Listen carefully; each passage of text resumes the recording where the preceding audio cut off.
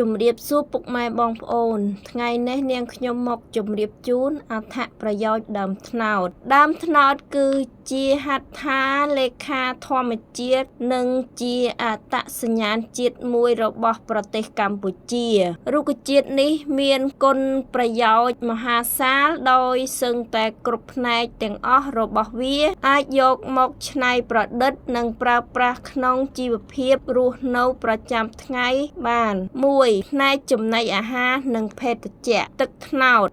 តផ្អែមជាភេសជ្ជៈធម្មជាតិដ៏ពេញនិយមនិងអាចយកទៅ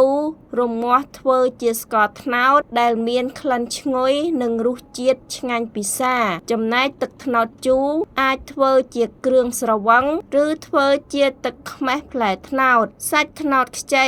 ញ៉ាំស្រស់ជាផ្លែឈើឬធ្វើជាបង្អែមសង់ខ្យាត្នោតបង្អែមលតនិងស្លកកូរផ្លែត្នោតទុំគេយកសាច់ពណ៌លឿងមកស្របាច់ធ្វើជានំត្នោតដែលមានក្លិនក្រអូបឈ្ងុយដើមត្នោតគល់ត្នោតខ្ចីក្តាប់អាចយកមកស្លកកូរឬធ្វើជាអន្លក់ចំណែកឯគ្រាប់ត្នោតដែលកប់ដីដុះចេញជាដើមក៏អាចយកមកស្ងោរឬដុតញ៉ាំមានរសជាតិប្លែកនិងជួយសម្រួលការរំលាយអាហារ2ផ្នែកសំណង់និងសម្ភារៈប្រើប្រាស់ឈើត្នោតដើមត្នោតចាស់មានសាច់រឹងមាំខ្លាំងអាចយកទៅធ្វើជា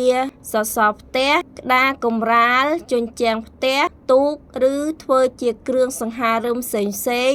តុកៅអីស្លឹកត្នោតប្រើសម្រាប់ប្រក់ដំបូលផ្ទះនិងធ្វើជាជញ្ជាំងអាចយកមកល្បាញជាសម្ភារៈប្រើប្រាស់ដូចជាមួកកន្ត្រកកន្ទេលកាបូបនិងប្រអប់ផ្សេង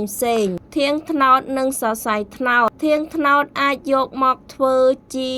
រហាត់ឬរបងចំណែកសរសៃរបស់វាគេយកមកវិញធ្វើជាខ្សែចំណងយ៉ាងជាប់ឬធ្វើជាអំបោស3ផ្នែកឱសថបុរាណឫសត្នោតក្នុងក្បួនឱសថបុរាណគេយកឫសត្នោតមកដាំទឹកផឹកដើម្បីជួយបន្សាបជាតិពុលជំនួយ